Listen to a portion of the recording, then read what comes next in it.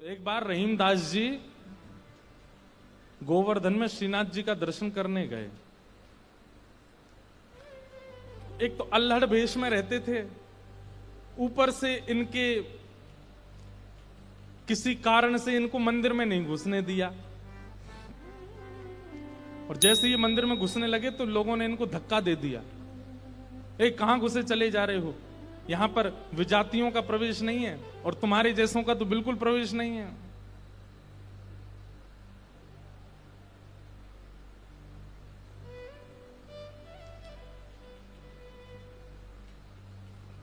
रहीम जी को इतना क्रोध आया, ठाकुर जी को ही सुनाने लगे बाहर बैठ करके। बोले आप कैसे परमात्मा हो, कैसे स्वामी हो, कैसे भगवान हो? इतनी दूर से मैं चल करके आया और आप मुझे दर्शन नहीं दे रहे हो, लोगों के द्वारा मुझे बाहर करवा रहे हो। इतने क्रोध में आ गए श्री रहीम जी। ठाकुर जी भीतर खड़े खड़े उनको पसीना आने लगा, बाहर खड़े खड़े रहीम जी गुस्सा कर रहे हैं। गुसाई जी भोग लेकर के गए, पर्दा जैसे किया, ठाकुर जी बोले हमको नहीं पाना। ठाकुर जी कुछ और बना के ले आऊं, ठाकुर जी बोले हमको वो भी नहीं पाना।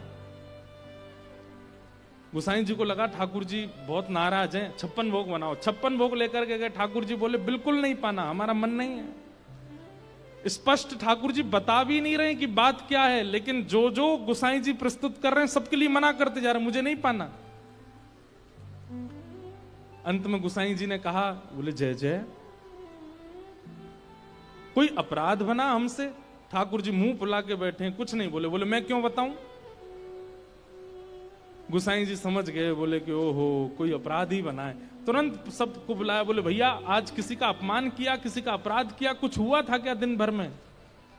तब द्वारपालों ने बताया, बोले महाराज आज एक आया था, वो विजातीय था, उसके वस्त्र भी अच्छे नहीं थे, वो देखने में भी अजीब सा लगा, हमको लगा मंदिर में जाके उपद्रव करेगा, इसलिए हमने घुसने नहीं दिया, हमने उसको निकाल दिया। गुसाई जी समझ गए, बोले ओहो उसी के लिए ठाकुर जी ऐसे हो रहे हैं। वो निश्चित ही ठाकुर जी का कोई परम भक्त है और उसको ठाकुर जी, वो ठाकुर जी का दर्शन करने नहीं आया था, ठाकुर जी ने उसको देखने के लिए बुलाया था, ठाकुर जी देखना चाहते थे और तुमने उसको यहां से बाहर कर दिया। अब एक काम करो, बोले क्या? सुंदर प्रसाद बनाओ, प्रसाद बना करके सिद्ध करके, वो यहीं कहीं बैठे होंगे, ज्यादा दूर गए नहीं होंगे, उनको लेके आओ। मंदिर में प्रसाद सिद्ध हो रहा था रहीम जी को प्रसन्न करने के लिए, लेकिन ठाकुर जी इतने व्याकुल हो गए, बोले अभी तो चूल्हा जलाएंगे, कढ़ाई धरेंगे, तब कुछ बनाएंगे, तब तक रहीम जी वृंदावन पहुंच जाएंगे।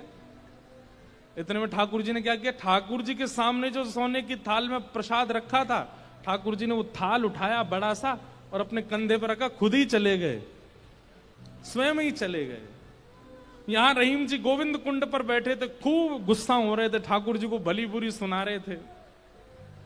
लेकिन जैसे ही देखा गिरिराज पर्वत से उतरते हुए श्याम सुंदर आ रहे हैं, और झांकी कैसी है, कटिकाचनी पहनी है, मोरपुच्छ पहना है, जो स्वरूप ठाकुर जी का ऐसा रहता है, हाथ में वंशी लेकर के, और ठाकुर जी यहाँ कंधे पर विशाल थाल लेकर के ऐसे उसको संभालते हुए ठाकुर जी आ रहे हैं।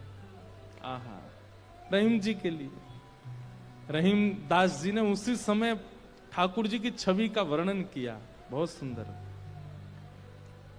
क्या वर्णन करते हैं, कैसे लग रहे हैं श्याम सुंदर?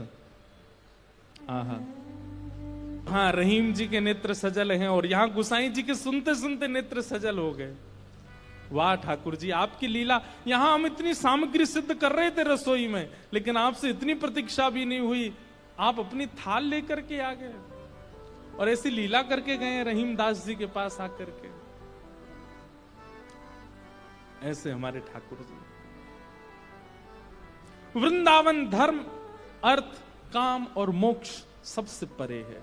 वृंदावन के लिए तो केवल प्रेम जागृत हो जाए चित्त में, अत्यंत प्रेमी हो जाओ आप, और वो प्रेम ऐसा छकेगा।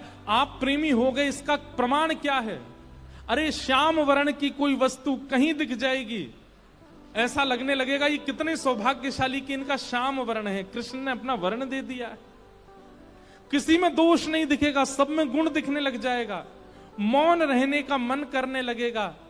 जब जब कृष्ण नाम ध्वनि होगी, ताल कैसी, स्वर कैसा, राग कैसा, उस पर ध्यान नहीं जाएगा, बस नृत्य करने का मन करेगा। वाणी गदगद हो जाएगी, सुनते सुनते कथा नेत्र सजल हो जाएंगे।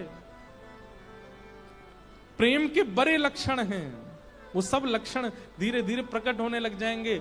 बस वो प्रकट होने लग जाएं, फिर उसके बाद कहीं और मत रहिए, फिर तो वृंदावन आ जाइए, क्योंकि और कहीं रहेंगे तो पागल घोषित कर दिए जाओगे।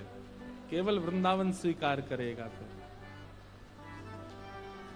हो छवि यावन मोहन लाल की।